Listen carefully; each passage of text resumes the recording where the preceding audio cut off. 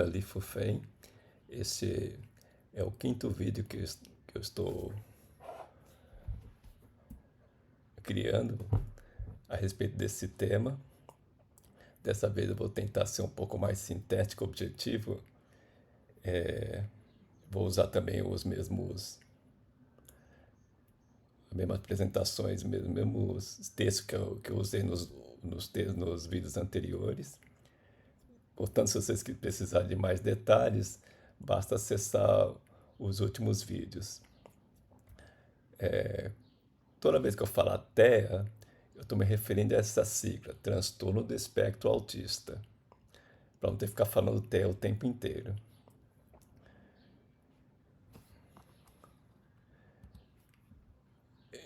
O vídeo de hoje chama NeoTEA por causa disso. Eu criei alguns termos novos aqui, embora sejam novos, eles são de fácil explicação, entendimento. A princípio, não importa se a pessoa seja true ou fake TEA, por causa da desespectração, no final ela vai se tornar um ex-TEA. É o que eu vou tentar mostrar hoje. Em relação a todos os termos, o que eu gostaria de explicar é o fake TEA, que foi o tema de um vídeo anterior meu. E, e no fundo, o fake TEA é o famoso falso positivo, ou seja, a pessoa que tem o laudo de TEA, muitas vezes laudo médico, inclusive, mas na verdade não está dentro do espectro. Esse é um fenômeno bastante recente. Eu formei no final dos anos 90 e comecei a atender crianças oficialmente em 2013. E desde então o diagnóstico de TEA tem aumentado bastante, não só na minha clínica, mas no país inteiro. Eu acredito que seja por causa que em 2012 foi criada uma lei a respeito disso, que eu vou explicar depois. No começo, os meus laudos não eram muito precisos. Conforme eu fui trabalhando nessa área e também no centro de autismo, que eu fui entendendo melhor essa situação. O TEA geralmente é considerado um transtorno de neurodesenvolvimento, portanto, ele tem muita relação com o sistema nervoso. Do sistema nervoso, principalmente a área mais afetada é o cérebro, principalmente a parte frontal do cérebro, né, que é onde ocorre os pensamentos humanos. O cérebro é composto por bilhões de células nervosas, que por sua vez têm trilhões de conexões, e nessas conexões transitam os neurotransmissores. E então, a rigor, o pensamento humano, o nosso comportamento depende do funcionamento dessa neuroquímica cerebral. Portanto, o pensamento humano depende do funcionamento do cérebro. Portanto que essas duas áreas, a neurologia e a psiquiatria, elas caminham em conjunto. A maioria dos transtornos que eu vou falar hoje, eles caminham mais na área da psiquiatria. Mas como vamos tentar entender, é que para ocorrer um transtorno da área de psiquiátrico, de uma certa forma existe uma influência cerebral nisso. E o próprio pensamento humano, o funcionamento cerebral, ele é determinado geneticamente. Mas só os genes não explicam tudo o que acontece numa pessoa. A influência ambiental também é importante. E o cérebro, ele, quando a, durante a sua formação, ainda na gestação, ele está sempre em crescimento, em desenvolvimento. Essa maturação cerebral, ela acontece geralmente, costuma se encerrar, embora não definitivamente, mas a sua grande maioria, quando termina a adolescência, que na maioria das pessoas se situa entre 16 e 18 anos, mas pode durar mais tempo. Nós somos somos uma espécie de seres vivos que convivem socialmente, né, em bandos.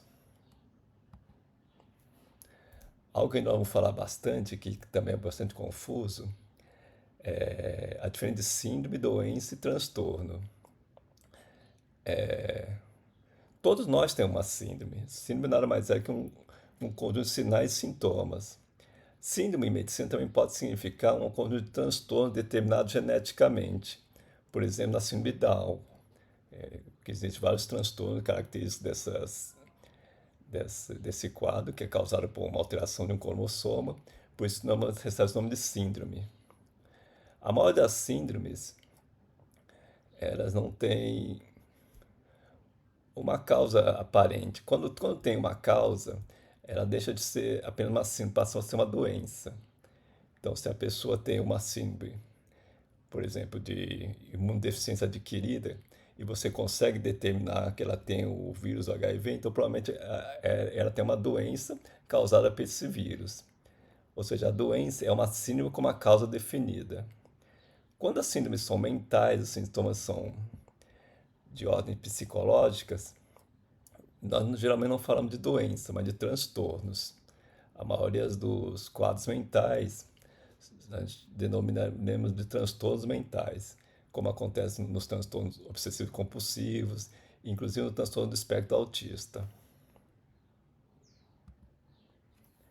A primeira vez que o termo autismo foi utilizado foi no começo do século passado, por um psiquiatra, que percebeu que alguns pacientes esquizofrênicos se comportavam, como o próprio nome diz, voltados para si mesmo, ou seja, não interagiam com as pessoas. Essa é a definição clássica do autismo. Na minha opinião, o autismo é uma síndrome em que a pessoa tem duas divergências, uma psicológica e uma psicodivergência da interação social e uma neurodivergência da comunicação social. Ou seja, o autismo, para mim, é um tipo especial de neurodivergência, em que as pessoas têm essas duas deficiências, tanto de interação quanto de comunicação social. A definição tradicional do TEA, que é o transtorno do espectro autista, é que a pessoa tem, que ele é autista, ou seja, ele tem esses dois déficits, né, que são os déficits da comunicação e interação social, mas também tem o que eles chamam de padrão de comportamento repetitivos e estereotipados, e que costumam começar na infância. Dessa forma, o autismo para mim é apenas uma divergência. Ele não chega a ser exatamente um transtorno. Para ser um transtorno, precisa ser mais do que um autista. E, como eu falei, existe uma lei que foi publicada em 2012, que é a famosa lei do autismo. E na própria lei ele já fala isso, né? No artigo 1º, item 1º, ele vai falar sobre essa deficiência persistente da comunicação e interação social. E também o item 2, que vai ter o padrão receptivo e repetitivo de comportamento. Ou seja, mesmo pela lei, ele, ele caracteriza o transtorno do espectro autista tendo essas duas alterações. Ou seja, é uma síndrome composta por esses dois quadros. E quando a pessoa é constatada com essa síndrome, portanto, ela é caracterizada como TEA, um transtorno do espectro autista, ela também vai ser considerada como deficiente por essa lei. A lei é curta, não vou, obviamente, ficar lendo todos os textos. Depois vocês podem pausar o vídeo e ver eles com mais detalhes. Embora tudo que eu tenho aqui estão disponíveis na rede, basta pesquisar lá. E o laudo do TEA é feito por um médico, através de um relatório e através de um CID, nós vamos falar qual CID que é a Classificação Internacional das Doenças. Mesmo pela lei, como vocês podem ver que eu grifei aqui, a validade do laudo não é permanente também, é cada 5 anos.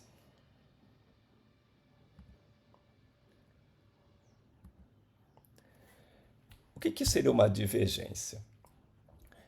Existem algumas explicações, mas o mais simples que eu tenho para mostrar é o seguinte: como eu falei antes, nós somos, o nosso caráter, nossa personalidade é determinada geneticamente. Nós já nascemos vamos chamar de id, né? É o modo como nós nascemos. Mas o nosso comportamento é moldado pela nossa sociedade, que aqui nessa figura é denominado superego, ou seja, a, a interação entre o id e o superego que vai criar o nosso ego, que é a nossa personalidade. E dessa forma nós podemos ter vários tipos de personalidade, inclusive uma personalidade autista. O que vai fazer a pessoa ser divergente ou não depende do parâmetro que nós estamos considerando. A maioria dos fenômenos da natureza segue essa curva aqui que tem aqui no meio que é a curva do sino, ou curva gaussiana, ou seja, a maioria das pessoas está na média. Mas algumas pessoas vão estar abaixo, estou fora da média, ou seja, abaixo ou acima dessa média. As pessoas que estão acima ou abaixo, essas vão ser chamadas de divergentes, por qualquer um desses itens que pode ter aqui. Embora todos nós temos um pouquinho de cada. Ou seja, o fato de você ter uma divergência não significa que você tenha um problema em si, só que você é uma pessoa diferente. Você só vai ter um transtorno, ou seja, vai ter um problema do nível do comportamento, de personalidade ou mental, a partir do momento que você tiver algum prejuízo em relação a isso. Em relação ao autismo especificamente, oficialmente, o autismo surgiu através desses dois médicos. Um, um americano quem foi descreveu, que tem o seu trabalho mais estudado, né? Ele descreveu 11 casos graves que ele tinha na sua própria clínica. E um médico austríaco chamado Hans Asperger, que também descreveu alguns casos que, para o Asperger, os casos não eram tão graves assim. Embora os dois não se conhecessem, ambos descreveram problemas em crianças que tinham dificuldade de interação social. A diferença é que o Kahn ele tinha muitas comorbidades, como vamos falar depois, como deficiências intelectuais. Ele achava, inclusive, que tinha alguns transtornos psicóticos no meio. E o Hans Asperger já não, ele percebeu que as crianças que ele avaliou, eles tinham algumas habilidades especiais. E dessa forma nós estamos num espectro aqui, logo no início da história do autismo, né? De como surgiu. Os casos mais graves a gente poderia chamar de síndrome de Kahneman e os casos mais leves de síndrome de Asperger. E a partir de então, uma vez que foi definido, através principalmente do trabalho desses psiquiatras infantis britânicos, eles começaram a determinar alguns critérios para diagnóstico de autismo. E assim, por causa da conceituação do autismo e do TEA, começou a surgir os diagnósticos. Isso vem sendo um quadro cada vez mais intenso, de tal forma que que nós percebemos é que a cada 10 anos aproximadamente a incidência do TEA dobra no mundo. Ou seja, nós estamos, segundo o CDC, em 2020, tinha um em cada 36 crianças até 8 anos estavam dentro do espectro. E essa tendência parece que tende a se aumentar. O que eu percebo é que, infelizmente, a maioria desses diagnósticos não são exatamente precisos, como eu falei. Muitos deles são falsos positivos. Mas isso só conseguindo perceber com o tempo. O, a classificação internacional de doenças é um manual da Organização Mundial de Saúde a respeito de tudo quanto é doença no mundo. E que o nosso país, a maioria dos países do mundo, seguem essa classificação. O CID atual é o número 10, o CID-10, que tem essa apresentação. Em relação ao TEA, ele vai estar dentro do capítulo dos transtornos mentais. Como eu falei, a maioria dos transtornos, eles são de cunho psiquiátrico, né? E ele vai estar exatamente nesse item aqui chamado Transtorno Global de Desenvolvimento, que é o famoso F84. O autismo infantil no CID-10 seria o F84.0, que tem uma definição. A definição do CID-10, do autismo infantil, é mais ou menos o que está escrito no Manual de Psiquiatria Americana, que chama DSM, que esse CID-10, se não me engano, da década de 90, e o DSM vigente na época era o DSM-4. Por isso que ele tem esse método de descrição desse quadro. Ele tem vários outros itens no F84 que não são exatamente autismo. E tem essa definição interessante do que é o síndrome de Asperger no CID-10, que infelizmente é um termo que vai sumir no CID-11, que a pessoa tem alteração da interação social e tem esse repertório de interesses e atividades restritas estereotipadas. Não tem retardo nem deficiência de linguagem, né? São geralmente desajeitados, ou seja, são pessoas que têm uma certa apraxia, né? Que é um tipo de transtorno de movimento. Ou seja, para o CID-10, a criança geralmente nasce autista e com o desenvolvimento ele tende a se tornar um Asperger com a evolução. Mas com o CID-11, que é o que vai prevalecer daqui a 2 anos, nós estamos em 2025, em 2027 finalmente vai viger a nova CID, Classificação Internacional número 11, que ele muda totalmente a sua configuração. O que era F no CID-10 vai virar 6 aqui, e aqui não vai ter muita dúvida em relação ao diagnóstico, porque 6A02 vai ser o famoso TEA mesmo, que é o transtorno de espectro do autismo. Que o CID-11 também vai ter a sua definição, que é aproximadamente o que está no DSM mais recente, que é o DSM-5, que nós vamos falar dele depois. Repare que o CID-11 ele é mais descritivo, ele é mais amplo, geral, e por causa disso ele permite mesmo que o diagnóstico não seja tão preciso assim. E o CID-11 vai ter outra atribuição, que ele vai classificar os TEAs de acordo com duas comorbidades, com ou sem deficiência intelectual e com ou sem linguagem. Ou seja, quanto mais comorbidade, nos casos dessas duas, mais grave se trata do transtorno. Embora o nível do transtorno não depende tanto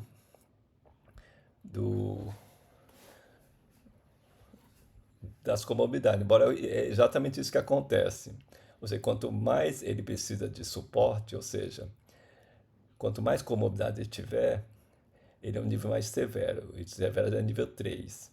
E o mais leve é o nível 1. Apesar de ser nível 3, não significa que ele vai ser para sempre. Com a evolução, a tendência é ele melhorar mesmo, ou seja, requerer menos suporte com o tempo. Em relação ao DSM-5, que é o manual de psiquiatria da Associação de Psiquiatria Americana, ele é muito importante porque ele, de todos os manuais de psiquiatria, ele é o mais popular e é o mais descritivo também, é o mais aceito no mundo. Inclusive o próprio CID ele vai usar muito dos termos do DSM-5. O DSM-5, assim como a CID, eles são consensos, ou seja, são reuniões de especialistas que definem alguns temas e dessa forma que eles vão classificar esses transtornos todos.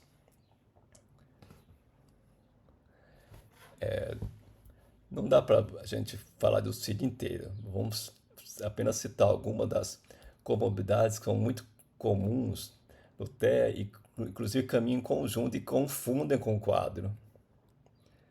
E o primeiro dele é justamente o transtorno de personalidade. Para o CID, para o DSM, para que você seja classificado num transtorno qualquer, você precisa cumprir alguns critérios. E aqui nós temos critério do A ao F. E, e o DSM vai classificar 10 tipos de transtorno de personalidade. A meu ver, existe mais do que isso, mas é o que o consenso dessa associação determinou e é o que está escrito no seu manual. Desses transtornos, o mais notável são alguns deles que às vezes confundem muito com o diagnóstico de TEA, que é o esquizoide, né, que é a pessoa distante socialmente, o esquizotípico, que é uma pessoa excêntrica, o antissocial, que é uma pessoa que não gosta de outras, né? E o limite, o borderline, que é uma pessoa instável. Ele vai, o DSM-5 vai definir o que é o transtorno de desenvolvimento intelectual, que no CID-10 é chamado de retardo mental, e no CID-11 vai ser chamado de deficiência intelectual, que é o modo como eu vou usar aqui, que eu acho mais fácil de entender. E para diagnosticar deficiência intelectual, existe o famoso teste de QI, né, de quociente de inteligência, que por si só, como vou falar de outros testes, ele por si só não é o, não é definitivo em relação ao diagnóstico. Contudo, ele é o mais usado. E é, um, e é uma deficiência que é uma comorbidade muito comum no TEA. Tanto que no CID-11 ele vai aparecer, inclusive, para classificar o nível dele.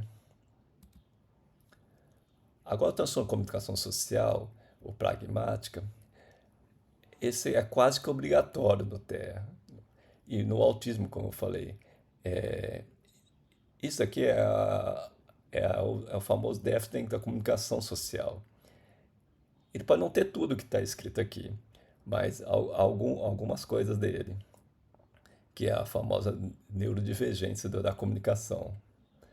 E a dificuldade é não só na comunicação verbal como não verbal, ou seja, o fato dele falar ou não falar não implica aqui. O importante é se ele saber se ele comunica ou não, porque senão todos os mudos teriam autista, e não é bem assim. Mesmo o mudo, ele consegue se comunicar. Então, o modo de cumprimentar, o contexto em que ocorre o diálogo, a regra de conversação, né? O entendimento de palavras e expressões ambíguas, metáforas, né? Tudo isso faz parte da comunicação, que, de uma certa forma, é algo que a gente aprende com o tempo. Mas para o autismo é muito difícil ele conseguir manter isso. O distúrbio do movimento estereotípico, ou transtornos das estereotipias em si, são comportamentos motores repetitivos, aparentemente sem propósito, é, balançar as mãos, o corpo, bater cabeça, rodar em si. A estereotipia também é algo bastante comum no TEA, contudo, ele não é obrigatório, mas é algo que aparece e só a estereotipia em si não faz diagnóstico de TEA. Assim como eu falei, só o déficit da comunicação social também não é suficiente para fazer o diagnóstico do autismo. Contudo, se a pessoa tiver déficit de comunicação, muito provavelmente ele vai ser autista, porque para você interagir com alguém, é preciso se comunicar com ela. Agora, apenas o déficit de interação não é suficiente para caracterizar autismo, porque se ele se comunica bem, então provavelmente ele não é autista, deve ter alguma outra divergência. O TDAH, que é o famoso transtorno de déficit de atenção e hiperatividade, são três coisas: a desatenção, né, a perda de foco, a hiperatividade, a hipercinesia, a agitação excessiva, e a impulsividade, que elas podem ocorrer a todos ao mesmo tempo ou apenas um ao outro. Geralmente ocorre em crianças antes dos 12 anos. E, como todos os outros transtornos, elas têm que estar presentes em mais de um ambiente, né? A pessoa não pode ser ter déficit de atenção apenas na escola e não ser em casa e vice-versa. É uma comorbidade que também pode aparecer no TEA, inclusive confunde muito com ele. E daqui para frente vamos falar alguns transtornos que a gente chama de disruptivos. O primeiro é o transtorno de conduta, que é o mais grave, que é a pessoa violenta, né? Geralmente invade propriedades, rouba, destrói, é cruel com os animais, inclusive. E o opositor desafiador, que é o contestador, que é a pessoa que perde o humor facilmente, é zangado, tem mau comportamento, não gosta de seguir regras, não gosta de escutar o não. E o explosivo intermitente, que o sujeito está constantemente agressivo com qualquer coisa, o famoso estopim curto. E a agressividade, as explosões violentas, às vezes são por coisas, pequenas coisas, né? Teoricamente não tão importantes assim. E ao contrário dessas síndromes disruptivas, nós temos os quadros de pessoas que são bastante lentificadas, né? Devagar, devagar quase parando, que aqui chama de síndrome de desengajamento cognitivo, ou sluggish, né? Que é a pessoa devagar, que você precisa estar estimulando ela para tudo, senão ela praticamente não se move. Em relação ao TEA, então, como eu falei, o TEA é uma síndrome que é composta por dois itens. O primeiro, como eu falei, ela precisa ser autista, ou seja, ela precisa ter déficit nessas três áreas: interação, compartilhamento e comunicação. Como eu falei, para você compartilhar com alguém, você tem que interagir com ela, ou seja, você tem que se comunicar com ela, ou seja, essas três áreas caminham em conjunto. Não basta você só ter o déficit de interação e compartilhamento e não ter o déficit de comunicação, que aí você não pode ser considerado autista. E só o déficit de comunicação também não é o suficiente, precisa ter o déficit de interação ao mesmo tempo. Contudo, essa síndrome do TEA não requer apenas esses dois ou três déficits que eu citei, mas também desses padrões repetitivos e restritos de comportamentos.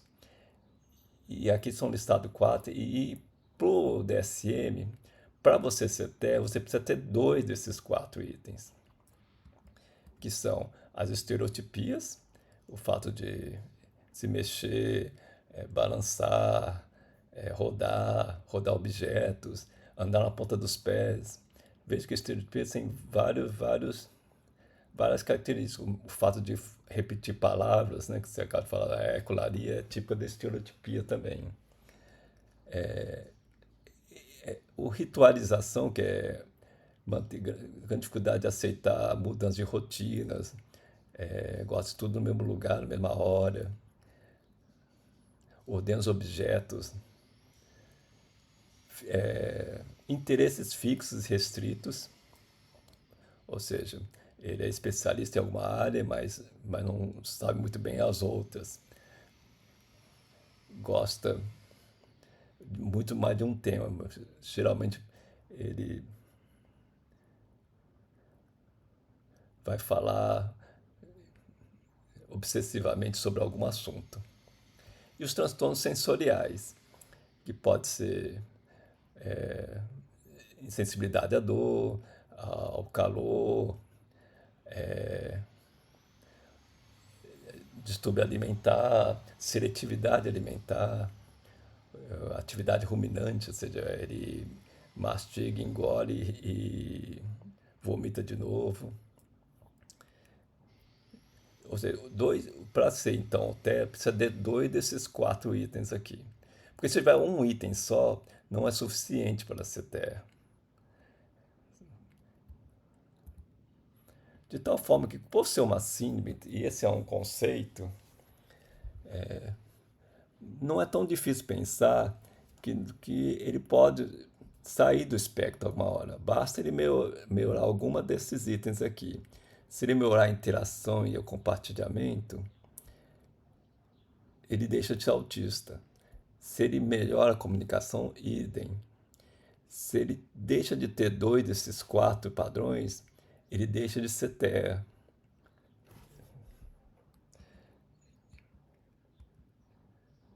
E se mesmo assim ele tiver toda essa síndrome, mas não tiver prejuízo, é o que eu falei. O fato de você ter uma divergência não significa que você tenha algum transtorno. Para você ter transtorno, você precisa ter algum prejuízo. Se você não tiver prejuízo, também não dá para dizer que seja TEA. E esses sintomas começam geralmente na infância. Ou seja, a pessoa geralmente já nasce assim. Alguns não são percebidos tão imediatamente. Embora seja possível até fazer diagnóstico em bebês, o ideal é esperar até os 3 anos de idade, que é justamente a idade em que começa a aparecer as principais demandas sociais para essa criança. Então, o diagnóstico de TEA deveria começar a se firmar a partir dos 3 anos de idade. E ele se consolida aos 6 anos. E a partir de então, por causa daquele fenômeno que eu falei, da desespectração, que é epigenético, e também tem muito desse termo em inglês chamado masking, que é o mascaramento, a pessoa vai melhorando aqueles itens que eu falei, aquela síndrome. E dessa forma ele vai saindo do espectro. Isso acontece até o final da maturação cerebral, que é geralmente o final da adolescência, que para a maioria das pessoas vai se situar lá para os 16, 18 anos. Mas alguns podem ocorrer até os 24 e alguns até mais do que isso. Aqui eu coloquei a idade limite de 24 anos.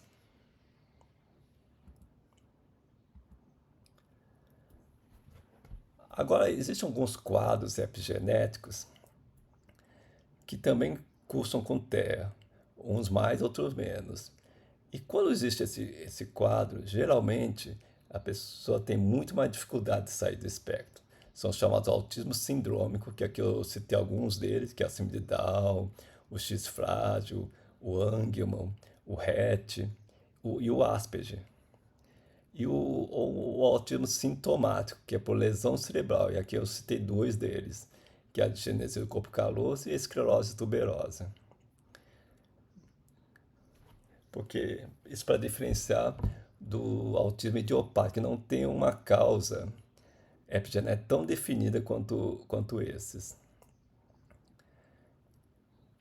Sendo assim, aqui eu listei também algumas das comorbidades mais frequentes do TEA e que mais confundem com o diagnóstico, que é a deficiência intelectual, o transtorno de personalidade, o TDAH, que nós já falamos, e esses dois que eu não falei ainda, que é a psicose, que é o quadro mais grave em psiquiatria, em que a pessoa perde o juízo, o senso crítico, e, e a histeria, em que a pessoa, na verdade, ele simula o quadro.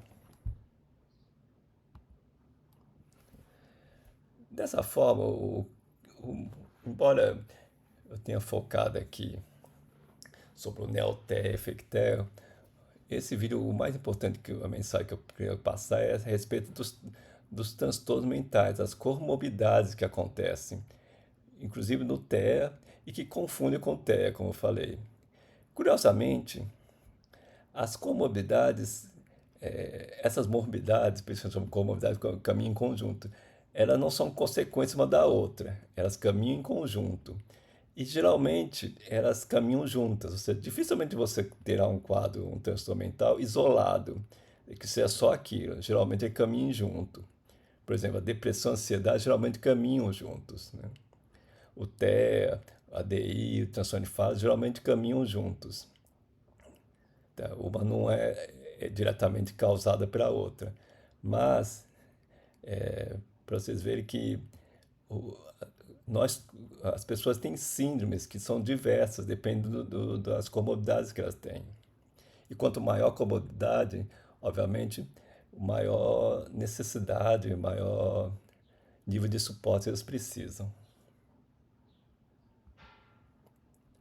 O diagnóstico, ele é funcional e fenomenológico, ou seja, você define um conceito e acompanha durante um tempo.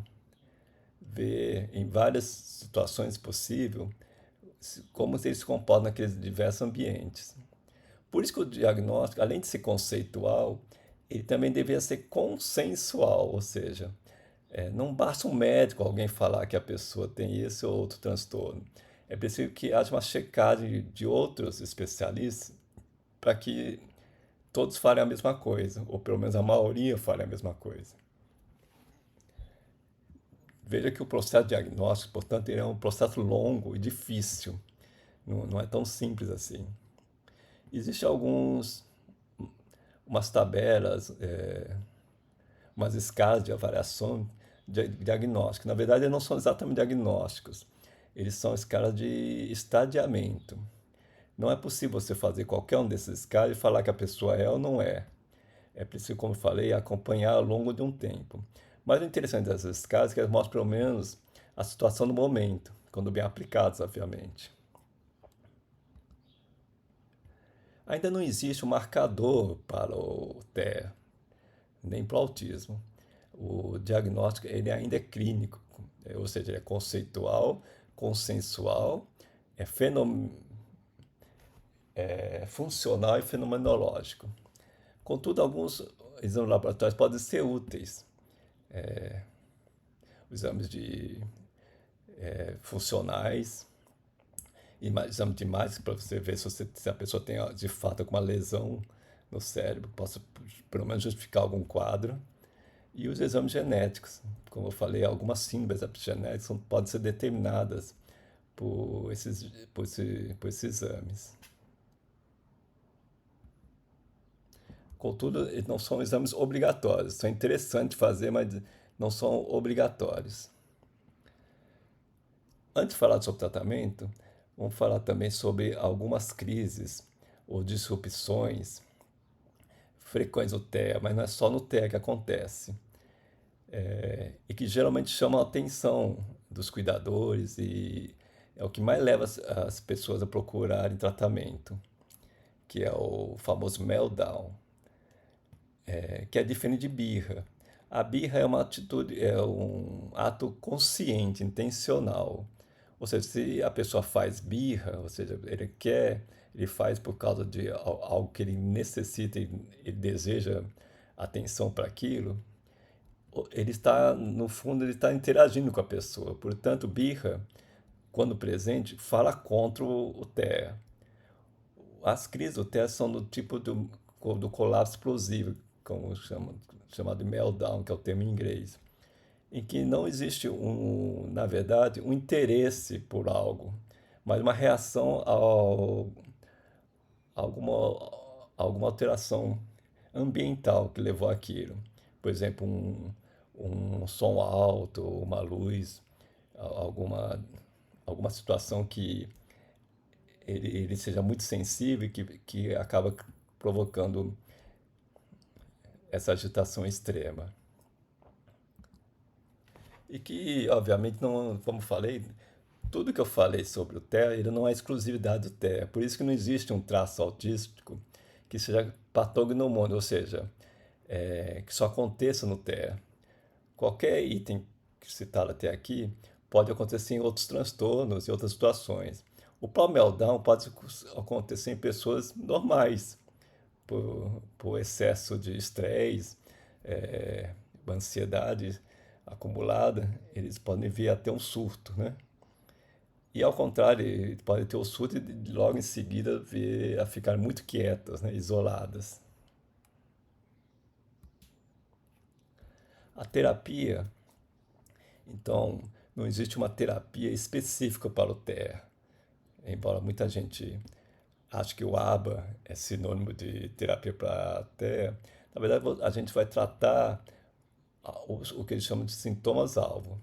No fundo, ele trata as principais comorbidades que estão ao redor do indivíduo que tem esse diagnóstico.